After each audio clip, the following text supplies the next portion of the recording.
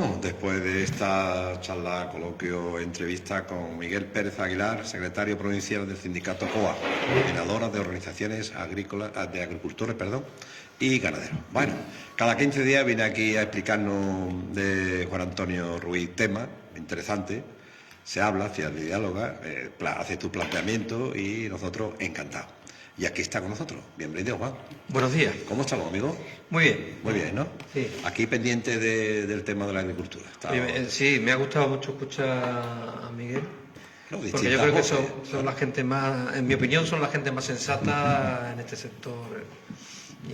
De lo que está ocurriendo, ¿no? Sí, yo creo que sí. Bueno, pues nos trae lo que tú has denominado el patrimonio. Entiendo que será el patrimonio monumental, ¿no? O en general, o el patrimonio cultural, el patrimonio del legado. Espera. Y más. ¿Qué quieres? Te cuento. Inicialmente yo tenía intención, cuando os propuse el tema, de hablar del patrimonio. Cuando decimos el patrimonio, pues normalmente tenemos en la cabeza el patrimonio histórico-artístico, incluso el patrimonio natural. Pero hace unos días, empiezo como siempre por un sucedido. Hace unos días en uno de los grupos de estos de Facebook que se mueven mucho aquí en San Lucas, alguien puso una foto de los jardines que yo interpreté que eran los jardines del Palacio de Medina Sidonia, ¿no? El Palacio de los Guzmanes. Y yo puse un comentario diciendo que sería fantástico que la ciudadanía de Sanlúcar pudiera disfrutar de esos jardines. Y alguien muy airado me contestó: pero señor Ruiz, es que son privados. Eso me ha llevado a hacer una reflexión acerca de esto, de lo privado y lo público. Empieza uno a mirar en Sanlúcar el patrimonio, lo que diríamos el patrimonio histórico-artístico, incluso el patrimonio natural del entorno urbano de Sanlúcar. ¿De dónde viene? Y insisto en una cosa que dije también el otro día. Yo no soy todólogo, es decir, yo no sé de todo. Soy una persona que de todo tengo curiosidad, reflexiono, aplico una cosa que aprendí en mi juventud temprana, que era una metodología de intervenir en el mundo y en la realidad, que es el ver, juzgar y actuar. Veo una situación, me produce alguna curiosidad o alguna incomodidad porque no me gusta lo que veo, lo juzgo desde mi perspectiva ética y moral, en este caso desde los intereses de lo común de la mayoría social, y actúo comprometiéndome desde el punto de vista político o de otro tipo. Y en este caso en concreto, digo, vamos a ver, el Palacio de los Guzmanes, con sus jardines, ¿cómo se adquirió esa propiedad?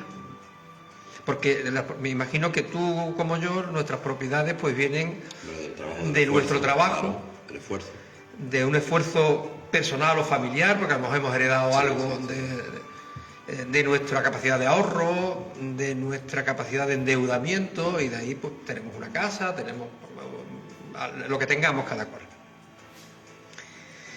Pero esta familia, los Guzmanes, hablamos al principio de mis intervenciones aquí cómo se gesta el ducado, un señor de la guerra que no era muchas veces el que peleaba, sino que llevaba detrás un montón de pobres desgraciados que iban forzados en leva a pelear, y como mérito por haber conseguido determinado victoria, el rey le concede este territorio.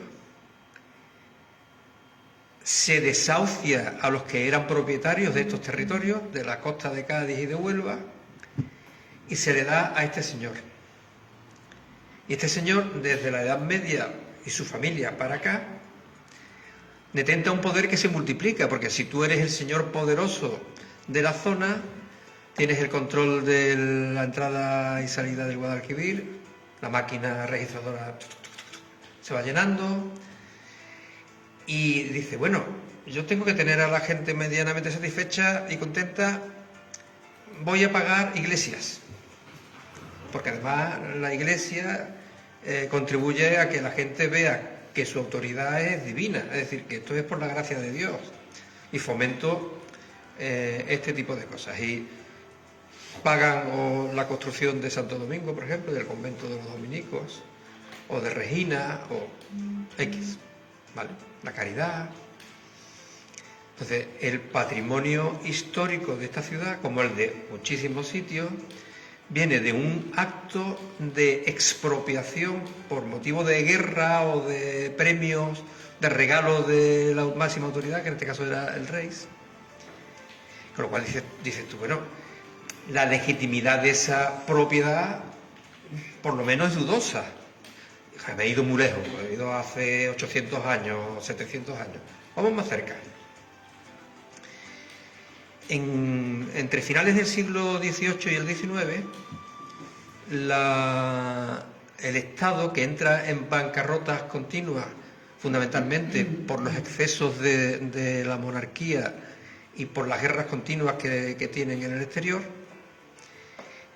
pone en marcha una cosa que se le llamó las desamortizaciones, que a todos nos suena algo. Lo que más conocemos de las desamortizaciones es que la parte de la iglesia, conventos, órdenes religiosas que eran manos muertas, es decir, que no estaban siendo explotadas, que estaban abandonadas, que eran tierras improductivas, se la queda el Estado para poderlas vender y así recuperar el déficit del Estado que tenía en aquella época. Esto se ha repetido hasta hace 2 días, de otra manera, y ahora lo cuento. Pero hay un fenómeno que se sabe algo menos. Desde la Edad Media, en los municipios, especialmente en Andalucía, había unos terrenos que eran comunales y de propios, que eran terrenos que quedaban públicos, no privados por la iglesia o por los nobles, y de que los ganaderos y agricultores pobres, todavía, por ejemplo, en Vejer se hacen sorteos para que algunos agricultores pequeños puedan cada cierto tiempo utilizar esos terrenos y explotarlos, pues pudieran sobrevivir, pudiendo usar los pastos, pudiendo usar esos terrenos. Pero de aquí que las desamortizaciones de principios del siglo XIX se queda también con los terrenos comunales y de propios, es decir, le quita a los pueblos ese pequeño desahogo que tenía la gente más menesterosa, ¿no? Y todo era porque había que cubrir el déficit del Estado, de un Estado que fundamentalmente, insisto, era la monarquía la que gastaba en exceso. Bueno, ya hay otro atentado contra la propiedad. Vimos el motivo de conquista, de guerra, de la Edad Media, y ahora uno más reciente. Pero coño, vamos más cerca. En la guerra civil y posterior, guerra civil estamos hablando de 1936 al 39 y el franquismo, a los perdedores, a muchos de los perdedores se les expropia, se le quita sus propiedades, porque también eran los vencedores.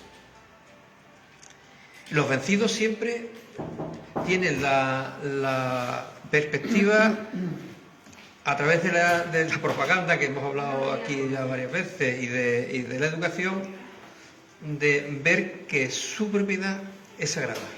Viene no se sabe, de siempre, pero tiene un origen concreto. Y que frente a tu propiedad o la mía, que viene del esfuerzo personal, esta no viene del esfuerzo. Vámonos más cerca. La crisis del 2008 al 2012, siendo la propiedad un principio sagrado, en teoría, se desposeyó porque tenían deudas que algunos que quedaban muy poco tiempo para terminar de pagar sus viviendas, se desahució a decenas, centenares de miles de personas en España porque tenían una deuda sobrevenida por su problema de desempleo, por la crisis que hubo, y los bancos se quedaron con toda esa propiedad inmobiliaria. Pero es más, estos bancos están en una situación difícil y el Estado paga sus deudas de nuestro bolsillo. No nos preguntaron. Una deuda que hoy asciende a algunos cálculos alrededor de 100.000 millones de euros, que no han devuelto y no están dispuestos ni siquiera a pagar una cierta fiscalidad para compensar su ganancia. Están ganando dinero a mansalva. ahí se da otro proceso de expropiación, es decir, a la gente se le quitó su vivienda y a nosotros todos se nos quitó el dinero, que el dinero son menos servicios sociales, menos sanidad, menos educación, que es todo lo que venimos arrastrando desde de esa crisis. Aumenta el déficit del Estado y nosotros tenemos obligación a pagar deudas. La propiedad, ¿dónde está la sagrada propiedad? Aznar en 1998 modifica dos leyes para facilitar que con una norma preconstitucional la Iglesia pudiera quedarse se ha quedado aproximadamente con unos 35.000 fincas en todo el Estado español. No solo templos, porque Aznar permitió que los templos de culto pudieran ser puestos a nombre de la Iglesia, a nombre de la jerarquía eclesiástica. El caso más sangrante es el de la mezquita de Córdoba. El templo en la mezquita es un trocito pequeño, pero la Iglesia se ha apropiado en el registro de todo el edificio. La Giralda de Sevilla, el Patio de los Naranjos, la Iglesia del Cautivo de San Lucas, han sido expropiadas con un mecanismo inconstitucional, que es, en la época de Franco, se consideraba que un miembro de la jerarquía católica, un obispo, un cargo eclesiástico, se le otorgaba el mismo poder que un notario, se convertía en fedatario público. Yo llego y digo, con este papelito, eso es mío, y el registro lo apunta como suyo. Y eso nos está detrayendo además el pago de impuestos, es decir, menos ingresos para el Estado. ¿Dónde está la propiedad? Si aquello era de todos, era público, ¿por qué ahora una sociedad, una asociación civil? Porque la Iglesia no deja de ser una asociación civil más en un Estado democrático constitucional. Es decir, la propiedad es relativa, parece ser. Cuando yo la tengo es sagrada, pero cuando se la quito a otro ya no es tan sagrada, ¿no? En el caso de los jardines. Los jardines ¿no? Bueno, sí. Hemos hablado de los Medina Sidonia, ¿no? Ahora vamos a hablar de los Orleans Borbón. ¿De dónde viene la fortuna de esta gente? Antonio de Orleans, el primero que se viene a España, era el hijo del rey Luis Felipe I de Francia. En Francia se produce una revolución y se declara la República. Y salen corriendo. Y este sale corriendo para España. Y resulta que le ofrecen, pues tiene una mosita casadera, una de las hijas de Isabel II, pues que se case con la niña.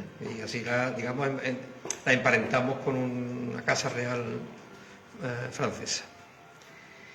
Para que este señor pudiera estar bien dotado económicamente, el Estado, es decir, nosotros, lo dotó económicamente, lo enriqueció para que fuese un buen partido para la niña de Isabel II y se pudiera casar en condiciones. Ya que estoy bien situado, me voy a buscar una corte alternativa, porque al final de lo que quería haber sido el rey. Se busca una corte alternativa en Sevilla. Y se queda con el Palacio de San Telmo, que había sido la Universidad de Mareantes desde el siglo XVII. Y se busca una residencia de verano aquí. Con el dinero que le dio el Estado, compra y se hace privado el palacio que hoy es el Palacio Municipal. Pero más adelante el Ayuntamiento le cede gratuitamente los jardines del Botánico.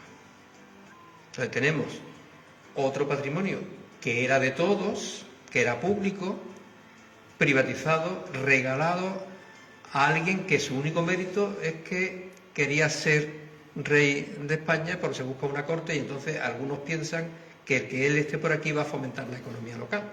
Entonces le regalamos, le ponemos todo. Entonces es ilegítimo que algunos pensemos que esos entornos sean monumentales, sean jardines, sean espacios naturales,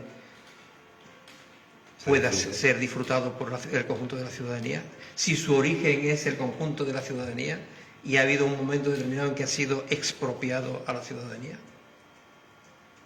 Entonces, toda esta reflexión, fíjate que he dado saltos en el aire. La ha argumentado, ¿sí? pero es igual que los intentos de haber hecho reformas agrarias. Resulta que en Andalucía la inmensa mayoría del territorio estaba repartido al principio de la Edad Media de una forma bastante homogénea. Era muy productivo, era muy fértil. Tras la conquista castellano-leonesa se lo quedan órdenes militares, conventos, nobles, señores guerreros, y todavía hoy, además de las desamortizaciones, que es el otro fenómeno de apropiación, podemos añadir lo que contaba ahora Miguel. Como las condiciones del campo para el pequeño y mediano son tan difíciles, resulta que se ponen en venta y la adquieren grandes grupos financieros que ponen en marcha cultivos. Él hablaba de cualquier sitio por aquí cercano, pero es que estuve antes de ayer por la zona de Villamartín, hacia la sierra, y está todo igual. Hectáreas y hectáreas y hectáreas de cultivo intensivo, que además en una situación de cambio climático con apenas disponibilidad de agua, muchos de ellos son de regadío, no crean empleo. Entonces, todo eso no es cuestionable desde el punto de vista de los intereses de la mayoría, cuando además el artículo 128 de la Constitución española dice que toda la riqueza nacional está a disposición, sea privada o pública, está a disposición de los intereses generales. Eso es sorprendente, parece que es la Constitución de la Unión Soviética, pero no, es la Constitución española que algunos defienden con tanto ardor. Todos los recursos del país, sean públicos o privados, artículo 128, están a disposición de los intereses del país. Yo ahora mismo no estoy siendo tan ambicioso, no estoy proclamando una revolución para hacerlo con todo eso. Digo, ¿por qué no está a disposición de la ciudadanía el disfrute, sobre todo en una época de cambio climático? Vamos a tener un verano terrible. No soy yo pitonizo, pero sabemos cómo lo vamos a tener. Toda la sombra es poca. Tenemos un parque botánico, que yo no digo que se le quite a los Orleans Borbón, pero que se haga de uso público la mayor parte de ese terreno. Los jardines, si toda la barranca está lleno de jardines. ¿Y si yo te dijera que hay un convenio urbanístico que regula todo eso? Sí, me lo has comentado alguna vez. ¿Y quién lo pone en marcha? Exactamente, Mira, coja usted el convenio urbanístico. Las cosas pueden estar escritas y son preciosas. El otro día me quedó pendiente del tema que tratamos leer una cosita, mira. Esto no es. Porque es que investigando para el tema anterior encontré esto. Toda persona como miembro de la sociedad tiene derecho a la seguridad social y a obtener mediante el esfuerzo nacional y la cooperación internacional, habida cuenta de la organización y los recursos de cada Estado, la satisfacción de los derechos económicos, sociales y culturales. Toda persona tiene derecho al trabajo y a la libre elección de su trabajo, condiciones equitativas y satisfactorias de trabajo y la protección contra el desempleo. Toda persona tiene derecho sin discriminación alguna a igual salario por igual trabajo. Y podría seguir. Coño, esto me parece el programa de Adelante o del PC, ¿no? Declaración Universal de los Derechos Humanos, firmada por 193 estados en el mundo. Claro. Lo que pasa es que todas estas cosas tenemos que llevarlas a cabo, igual que el convenio urbanístico que tú me nombras. Para mí, sin etiquetas, nosotros tenemos, desde mi posición, que es de izquierda, lo que busca es que esto que está escrito, no más que lo que dice la Constitución, si no quieres, no más que lo que dice la Declaración Universal de los Derechos Humanos, que se cumpla. Y que no pongamos como sagrado cosas que hoy son sagradas y ayer no las fueron y mañana no sabemos cuándo lo van a hacer. Si la propiedad es sagrada, tendría que haber sido sagrada la de la gente que tenía un pisito y con mucho sacrificio estaba pagando y los echamos a la calle. Y si esta propiedad de monumentos, de patrimonio histórico-artístico, viene de, en mi opinión, un acto que puede ser considerado ilegítimo, al menos no pongamos en cuestión el derecho de toda la ciudadanía a su uso y disfrute. Perfecto, ha quedado claro. Clarísimo. ¿Algo más, Juan? Sí, relacionado con esto, que sea ya otra vuelta en el aire. Sanlúcar tiene un entorno patrimonial fantástico, Sí, señor. pero en un grado de deterioro terrible. Más Y todavía. no hablo solo de los considerados monumentos. El entramado propio urbano de la ciudad está en un deterioro terrible. Si se cae una casa y se construye, se deja caer y se construye un edificio completamente nuevo. No digo que los materiales vayan a ser los antiguos, evidentemente no puede ser, pero el carácter de la ciudad se pierde. La ciudad tendrá que tener al menos el entorno del casco histórico tendrá que mantener un carácter.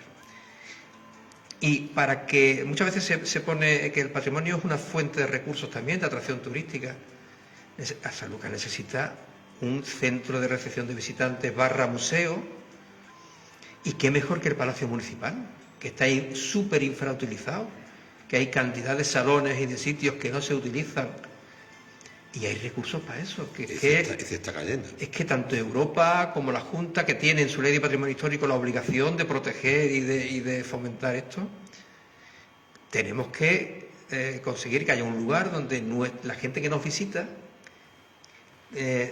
tenga una visión global de nuestra ciudad, sepa dónde están nuestros entornos naturales, visitables, cuáles son nuestro patrimonio cultural, artístico, monumental, y está en un sitio fantástico, es que está ni arriba ni abajo, está en la transición. Si me permite apuntar lo que tú dices, el patrimonio de Sanlúcar se está yendo por dos vertientes. Primero, por el abandono, propiamente. Hay medidas para recuperar, incluso aunque sea abandonos particulares, la actuación de la administración local, y por otra parte, la pasividad de las normas urbanísticas que hay que aplicar a distintos patrimonios, que aquí uno mira para otra parte y aquí cada uno Claro, hace lo que cuando quiere. yo compré mi casa, una de las cosas que me llegaron es todas las normas urbanísticas. Claro. Si yo podía pintar de una forma u otra la fachada, Evidente. ¿qué podría hacer? Pero yo veo la realidad. Y otra. Y en el centro se han construido bloques de piso que es como un santo dos pistolas. Es más, el edificio, por ejemplo, el edificio de funcionarios municipales que está junto al mercado, digo, ¿quién se le ocurrió? ¿Quién se le ocurrió esto? Pues eso hace ya tiempo. Sí, hace tiempo, claro, cuando no importaba ninguna norma urbanística. En fin, yo creo que es urgente que esta ciudad Hablando de patrimonio. considere que el patrimonio es una riqueza, pero no solo para el exterior, es que nuestra gente debe de conocer y poder disfrutar de su patrimonio, porque eso es identidad. Muchas veces identificamos el patrimonio, pero no lo vemos de una perspectiva crítica. Yo creo que esto que yo he contado, de dónde viene esa propiedad, cómo se ha formado, siempre le damos una... me hace mucha gracia. La duquesita, hay una admiración a la duquesita. La duquesa roja, que le llamaban, parece ser que era una persona de lo mejorcillo, que a lo mejor podía pensar, pero no dejaba de ser una inmensa propietaria, heredera de un legado de expropiación y de rapiña. Pues tenemos un problema gordo, que los que nos administran, aparte de poco conocimiento en el tema de patrimonio, es la implicación y guardar el patrimonio. Es un problema, es decir, los que nos tienen que regir, si no está el análisis que tú haces, por planteamientos, se puede estar de acuerdo o no, pero ese análisis de cuidar el patrimonio de manera general y disfrutar del patrimonio común, pues... Claro, es que hay dos elementos. Yo escuché en la campaña electoral de las municipales, escuché a Carmen Pérez hablar del tema del patrimonio como negocio. Vale, normalmente desde una perspectiva conservadora, vale, pues se ve como negocio. Yo creo que es un posible negocio, pero sobre todo es un derecho de la ciudadanía. Totalmente. Que nuestro Que no ciudadano... es incompatible una cosa con otra. No, en absoluto, en absoluto.